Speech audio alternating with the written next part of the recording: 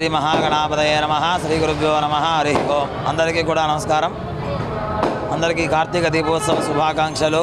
ఈ రోజున గురుదినామ సంవత్సరం దక్షిణాయనం శరదృతువు కార్తీక మాసం శుక్లపక్షం పౌర్ణమి. రోజు కార్తీక పౌర్ణమి అంటే చాలా విశేషమైనది.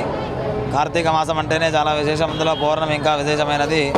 ఈ రోజున అందరూ కూడా దీపాలు నదిలో కానీ బావిలో కానీ చెరువులో కానీ దీపదానము, దీపాలు వదలడము, కార్తీక స్నానాలు చేయడము విశేషమైనటువంటి ఫలితం కలుగుతుందని చెప్పి మనకు శాస్త్రం చెప్పబడింది. దీపం జ్యోతి పరబ్రహ్మ, దీపం జ్యోతి జనార్దన, దీపేన హరతే పాపం, దీపలక్ష్మి నమోస్తుతే అని. అంటే ఈ యొక్క దీపం చేయడం ద్వారా, దీపాన్ని వదలడం ద్వారా, దీపారాధన చేయడం ద్వారా మనం చేసినటువంటి పాపం అంతా కూడా హరించుకొని పోయి మనకన్నీ కూడా శుభాలు కలుగుతాయి. ఆయుర ఆరోగ్య ఐశ్వర్యాలతో శుభంగా సంతోషంగా ఉండాలంటే ఈ యొక్క దీపదానము, దీపము చేయడం అనేటువంటిది చాలా ప్రాధాన్యం.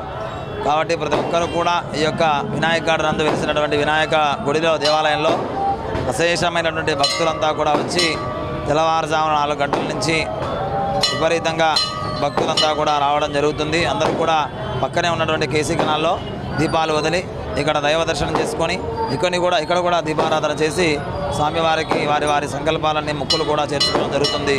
కాబట్టి ఎవరైతే ఈ యొక్క దీపారాధన చేస్తారో, దీపాన్ని వదులుతారో వారందరికీ కూడా ఆ గణపతి సమేతంగా ఆ అమ్మవారికి కూడా అనుగ్రహం కలిగి ఆయుర ఐశ్వర్యాలతో సుఖంగా సంతోషంగా ఉంటారని చెప్పడం జరిగింది.